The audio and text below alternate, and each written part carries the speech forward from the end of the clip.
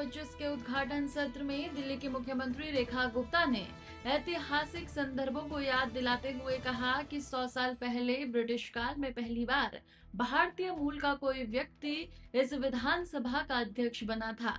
वो पहली बार लॉ थी जो हर भारतीय के दिल में जली होगी कि विदेश शासन में भी भारतीय अपनी आवाज बुलंद कर सकते हैं। उन्होंने बताया कि 24 अगस्त 1925 को श्री विठल भाई पटेल ने ब्रिटिश शासन के दौरान विधानसभा अध्यक्ष का पद संभाला था। ये उस समय भारतीय लोकतंत्र की एक उल्लेखनीय विजय थी जिससे स्वतंत्रता संग्राम की दिशा को और अधिक मजबूत किया।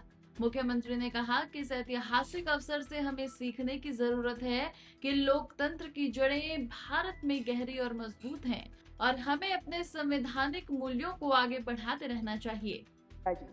स्वागत है आदरणीय सभी सांसदों का, हमारे माननीय विधायकों का और देश के कोने कोने से आए, प्रत्येक राज्य से आए हुए माननीय स्पीकर महोदय और डिप्टी स्पीकर महोदय और सभी सेक्रेटरी गण।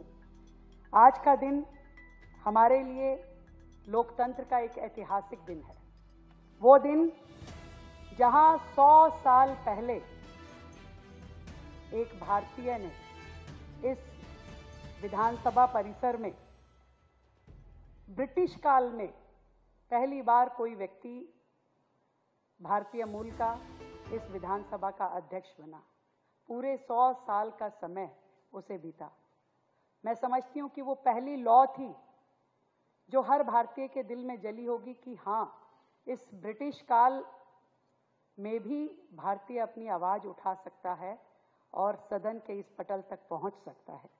24 अगस्त 1925 श्री विठल भाई जावेर भाई पटेल ने ब्रिटिश शासन के विरुद्ध एक लोकतांत्रिक विजय हासिल की। पहली बार कोई भारतीय अंग्रेज अधिकारियों और अंग्रेज लोगों के विरुद्ध चुनाव लड़कर के यहां तक पहुंचा और ये कोई आम घटना नहीं थी। निश्चित तौर पे गुलामी के एक लंबे इतिहास को बदलने वाला क्रांतिकारी क्षण था।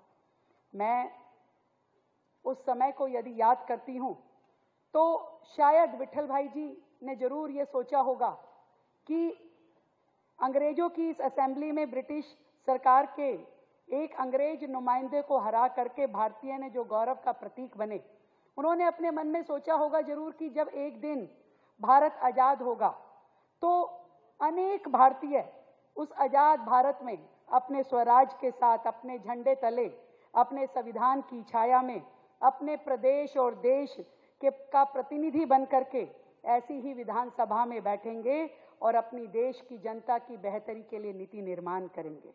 आज श्री विठल भाई पटेल जी ने जिस तरीके से केंद्रीय विधानसभा के अध्यक्ष रूप में कार्य करते हुए संसदीय गरिमा और अनुशासन का उच्चतम स्तर प्राप्त किया, हमारे लिए, सबके लिए वो एक प्रेरणा का प्रतीक है।